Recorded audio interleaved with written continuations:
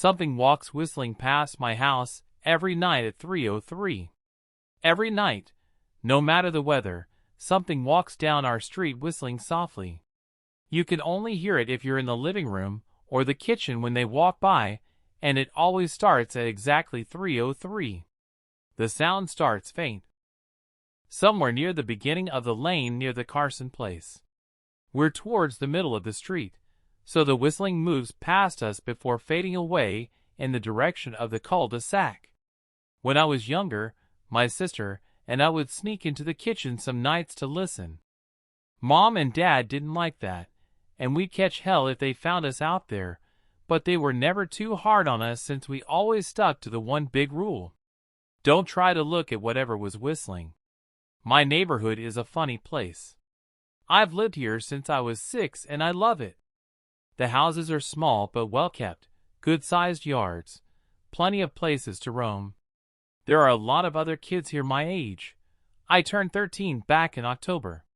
We grew up together, and would always play foursquare in the cul-de-sac or roam around from back porch to back porch in the summer.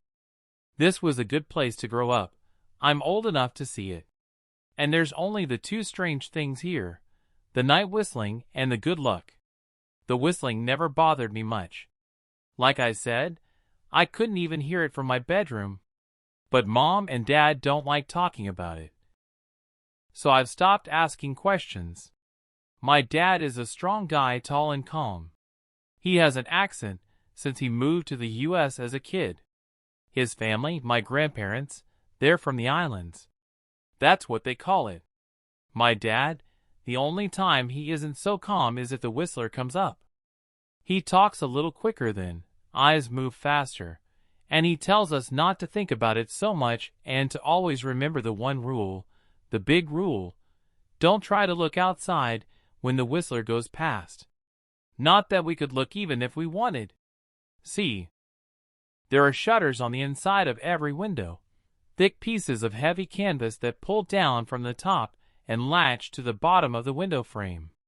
Each latch even has a small lock, about the size of what you'd find on a diary.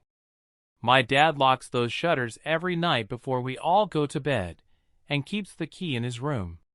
My mom, I don't know what she thinks about the whistling. I've seen her out in the living room before at 3:03 when the sound starts. I could see her if I crack my door open just an inch to peek. She's not out there often, at least I haven't caught her much, but once or twice a month I think she sits out there on our big red couch just listening. The whistler has the same tune every night. It's cheerful. Da-da-da-da-da-dum. Da-da-da-da-da-dum. Remember how I said there are two odd things about where I live? Well, besides our night whistler, everyone in my neighborhood is really lucky. It's hard to explain, and Dad doesn't like us talking about this part much, either, but good things just seem to happen to people around here a lot. Usually, it's small things, winning a radio contest, or getting an unexpected promotion at work, or finding some arrowheads buried in the yard, you know, the authentic kind. The weather is pretty good, and there's no crime, and everybody's gardens bloom extra bright in the fall. A million little blessings, I've heard my mom say about living here. But the main reason we stay here, why we moved here in the first place, is my sister Nola. She was born very sick, something with her lungs. We couldn't even bring her home when she was born. Only visit her in the hospital. She was so small, I remember, small even compared to the other babies. A machine had to breathe for her. We moved into our house here to be closer to the hospital. As soon as we moved here, Nola started getting better. The doctors couldn't figure it out.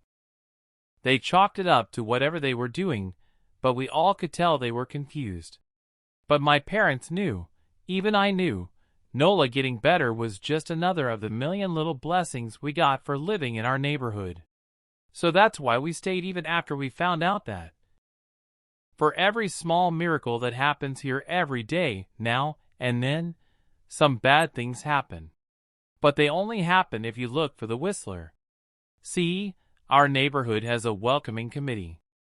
They show up with macaroni casserole and a gift basket and a manila folder whenever someone new moves in.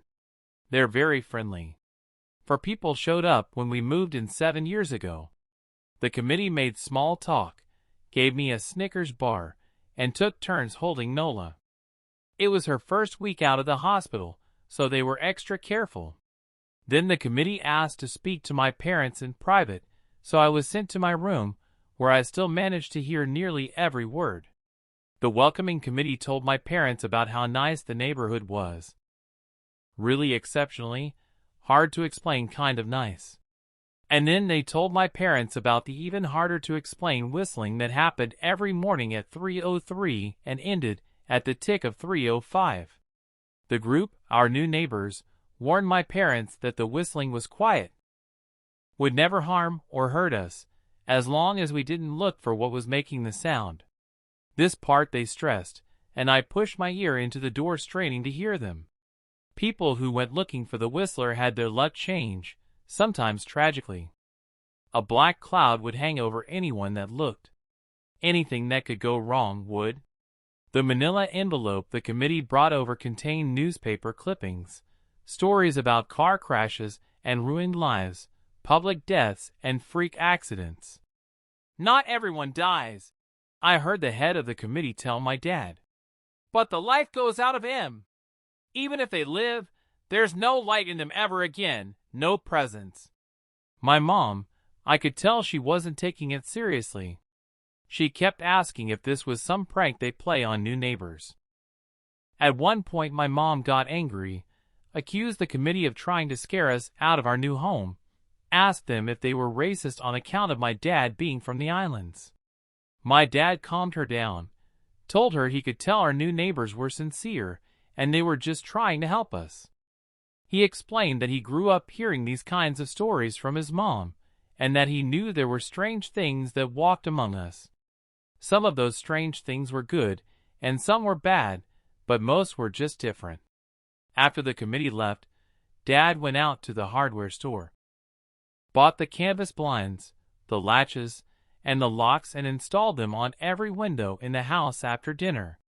That first night in our new house, I crept out of my room at 3 a.m. only to find my dad awake sitting on the living room couch, holding my baby sister.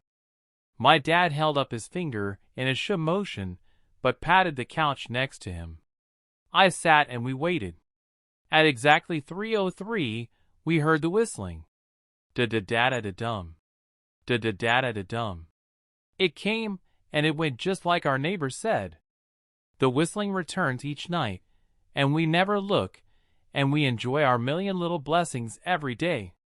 Nola breathes on her own, and she's grown into a strong, clever girl. My dad even joined the welcoming committee. We don't get new neighbors often. Why would anyone want to leave? But when a new family moves in, my dad and the committee bring them macaroni casserole, a gift basket, and the manila folder. I can always tell by the look on my dad's face when he comes back if the family took the committee seriously, or if we'd be getting new neighbors again very soon.